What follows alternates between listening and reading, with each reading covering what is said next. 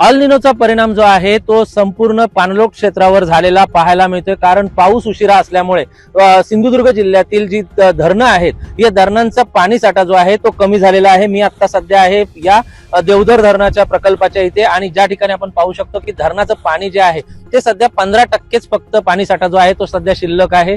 जर पाऊस काही प्रमाणात काही दिवसांपूर्वी लागला त्यामुळे कुठेतरी हा पाणी साठा जो आहे त्याच्यामध्ये वाढ झालेली पाहायला मिळते। मात्र जर पाऊस अजून उशीर झाला असता तर मात्र या क्षेत्रातील पाणी जे आहे ते अजून कपात झाली असती, याच्यामध्ये पाणी साठा जो आहे तो कमी प्रमाणात असला असता। मात्र सद्यस्थितीला हा पाणी साठा जो आहे तो 15% येऊन थांबलाय।